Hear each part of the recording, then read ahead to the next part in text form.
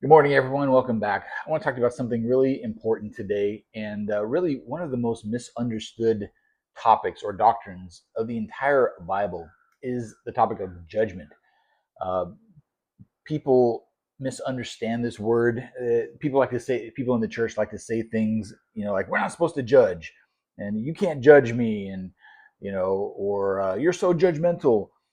Only God can judge. We like to say things like that that don't really mean anything and don't really have anything to do with the doctrine of judgment. And the Bible does not say that we're not supposed to judge. It says things like, "Judge not, lest you be judged."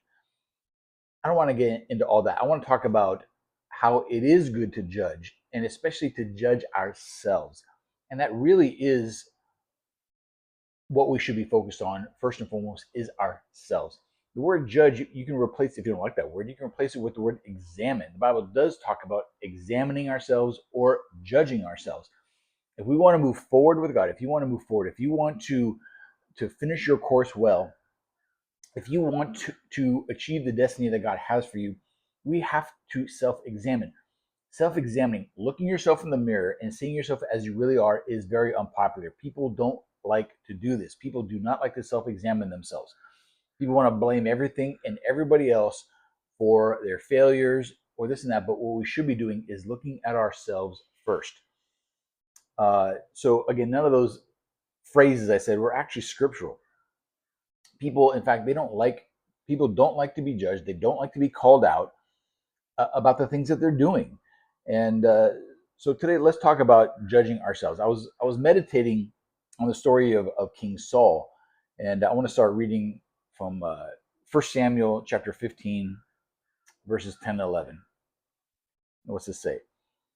It says, "Then the Lord said to Samuel, I am sorry that I ever made King Saul, for he has not been loyal to me and has refused to obey my command." Samuel was so deeply moved when he heard this that he cried out to the Lord all night. Now, if you know your Old Testament, you know that King Saul was the first king of Israel, that the prophet Samuel anointed him, he became king, but Saul did not fully follow the Lord. He did not obey the Lord's commands. He had pride in his heart. He felt like he should be doing things the way he thought they should be done, and not according to what the Lord had told him, the instructions the Lord had given him. So eventually it got to the breaking point, and God said, "You know what? I regret I even made this guy king." Verse 28 says, "And Samuel said to Saul, the Lord has torn the kingdom of Israel from you today and has given it to someone else, one who is better than you." Imagine hearing that from the Lord. Imagine hearing that from the prophet of God. You have not been loyal. You've not been faithful to the Lord. You've not done what God has called you to do.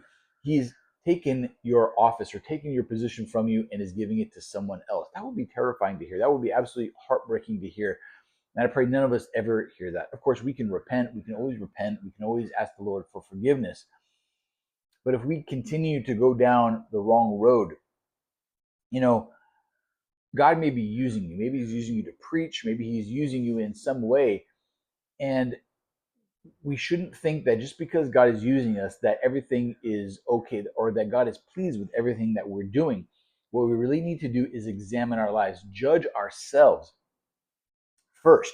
And we can avoid having not our kingdom, but having maybe our ministry torn from us.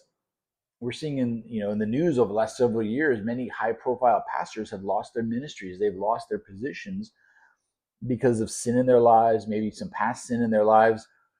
And God will not hesitate to do that if we don't right ourselves. So how can we avoid this? We can absolutely avoid this by judging ourselves. And this is what it says in 1